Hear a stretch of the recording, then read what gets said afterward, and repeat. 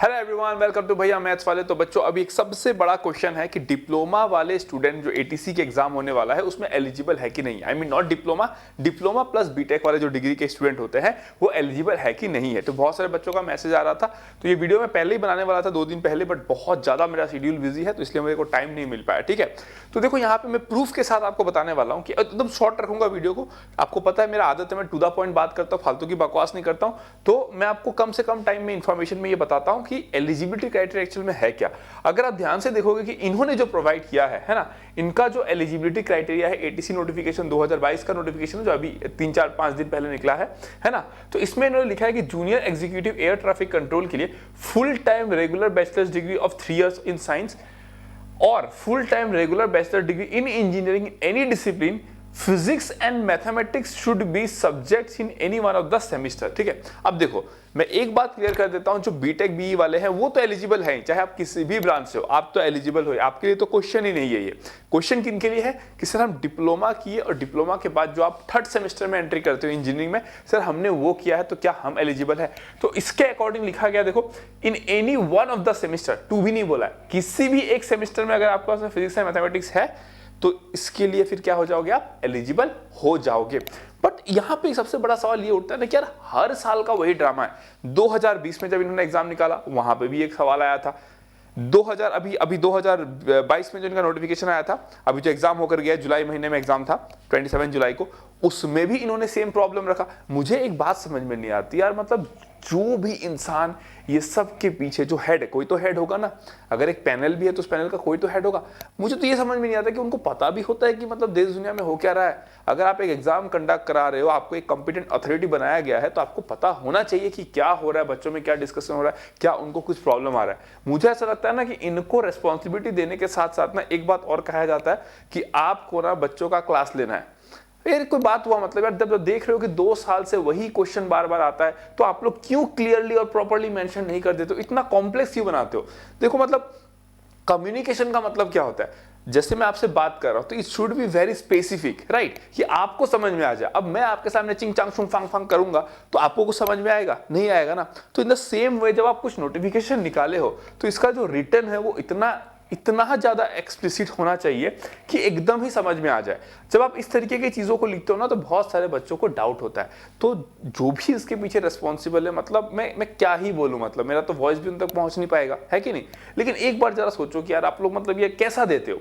But फिर भी अगर मैं इस बात को मान के चलूं कि full time regular bachelors degree है, तो रेगुलर डिग्री और ओपन डिग्री जनरली हम बात करते हैं। ओपन डिग्री मतलब आप थ्रू डिस्टेंस लर्निंग जो मिलता है, ओपन लर्निंग जो मिलता है, फिर ऑनलाइन जो मिलता है उसको हम बोलते हैं ओपन लर्निंग।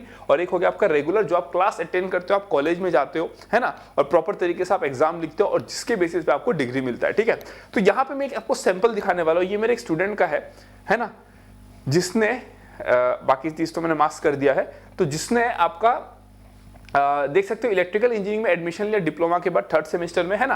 तो ये 3rd सेमेस्टर के अगर आप देखोगे ध्यान से यहाँ पे, तो this is the 3rd semester ना, 8 सेमेस्टर डिग्री प्रोग्राम है ये, और जिसमें 3rd सेमेस्टर में उसका सब्जेक्ट है फिजिक्स एंड आपको यहाँ पे मैथमेटिक्स दिखाई दे रहा है कि नहीं। फिजिक्स एंड मैथमेटिक्स आपको दिखाई दे रहा है। आपको पता है हम लोग फिजिक्स 1 फिजिक्स 2 इस तरीके से पढ़ते हैं ना इंजीनियरिंग में, तो ये आपका क्या है, फिजिक्स 3 आपको दिखाई दे रहा है, मैथमेटिक्स 3 आपको दिखाई दे रहा है कि नहीं। तो अगर इस तरीके से मार्क्स तो डेफिनेटली तो एलिजिबल है। ऑब्वियस बात है कि जो कंडीशन प्रोवाइड की गई है उसके हिसाब से अगर किसी भी एक सेमेस्टर का, वन ऑफ द सेमेस्टर की बात की गई थी, उसके अकॉर्डिंग तो ये एलिजिबल है। तो मेरे अकॉर्डिंग आपको फॉर्म फिलअप करना भी चाहिए। और अगर आप फॉर्म फिलअप किए, आप क्वालिफाई भी हो गए, उसके बाद अगर ये लोग कुछ पंगा करेंगे तो आपको कोर्ट तक भी जाना चाहिए, इनको घसीटना चाहिए फिर, क्योंकि ये बड़ा ही गलत काम है इनके ओर से जो इन्होंने किया है। That's very wrong step. कि अगर आप क्लैरिफाई, आपको अगर पता चल रहा है, ऑब्वियसली बात है बहुत सारे बच्चे मेल भी करते हैं उनको, राइट, तो आपको कम से कम एक प्रेस रिलीज कर देना चाहिए ताकि सब बच्चों को पता चल जाए कि हाँ भाई जो डिप्लोमा प्लस बीटेक है, जो फिजिक्स और मैथ्स पढ़ा है वो एलिजिबल है। इतना इरेस्पॉन्सिबल होना is not a good thing, है ना। मैं मानता हूं कि मुझे ऐसा लगता है कि आप जब भी किसी इनकॉम्पिटेंट इंसान को कॉम्पिटेंट पोजीशन पे बिठाते हो तो इस तरीके की चीजों को देखने को मिलता है, क्योंकि कोई भी एक कॉम्पिटेंट इंसान बहुत ही अच्छे तरीके से अपने काम को करता है। उसको पता होता है कि मैं जो भी काम करूंगा बड़ा बारीकी से करूंगा क्योंकि मेरे को रिस्पॉन्सिबिलिटी दिया गया है। सो अगर मेरे को रिस्पॉन्सिबिलिटी दिया गया है तो आई विल मेक श्योर कि किसी को कोई प्रॉब्लम ना हो और सब कुछ अच्छे ढंग से हो। लेकिन हर बार का 2020 का सेम ड्रामा, 21 का सेम ड्रामा, यार 22 में भी मतलब वही सेम ड्रामा चल रहा है, तो ये यार थोड़ा सा एकदम मतलब मूड खराब करने वाला चीज होता है ना।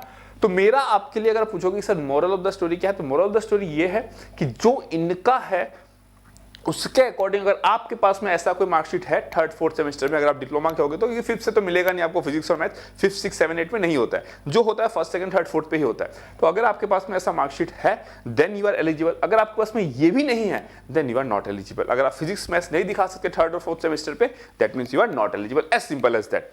मैंने क्या बोला, आप एग्जाम दो, अगर एग्जाम नहीं निकला तो आप कोर्ट तक भी जाओ, हाई कोर्ट से सुप्रीम कोर्ट तक भी जाओ, लेकिन आप जा सकते हो because you have the legal right. Legal बोल के भी कोई चीज़ होता है ना, ऐसा थोड़ी है कि ये देश किसी के मतलब पेरेंट्स ने खरीद तो नहीं रखा है ना कि सब अपने हिसाब से ही होगा, कुछ चीज़ें तो लॉ भी है ना, तो लॉ एंड ऑर्डर को देखते हुए आप एग्जाम को दे सकते हो। और ये अगर इस तरीके का मार्कशीट है तो बिल्कुल आप एग्जाम दो और बेफिक्र होकर एग्जाम दो।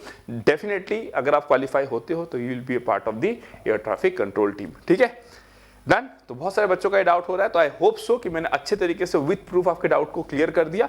अब अगर कोई भी आपका क्वेश्चन है जो आपको लगता है मैं आंसर नहीं किया इस वीडियो में बाय मिस्टेक, तो I am sorry for that. आप कमेंट सेक्शन में लिख सकते हो, definitely I reply to your comment, है ना। और जनरली मैं कोशिश करता हूँ, भले मेरा शेड्यूल बिजी हो, बट जब रात को मैं सोने जाता हूँ बेड पे तो I take 10 to 15 minutes of time, जितने मेरे को टेलीग्राम में मैसेज, व्हाट्सएप पे मैसेज, बहुत सारे स्टूडेंट है ना मेरे ऑफलाइन में ऑनलाइन में, तो सबको मैं रिप्लाई करने की कोशिश करता हूँ। अकेला आदमी यार कितना करूँगा, बट फिर भी जितना मेरे से हो पाता है मैं वो सब करता हूँ। ठीक है ना, चलो फिर thank you so much. Hope so ये वीडियो आपके लिए बहुत ही फ्रूटफुल रहा होगा, है ना।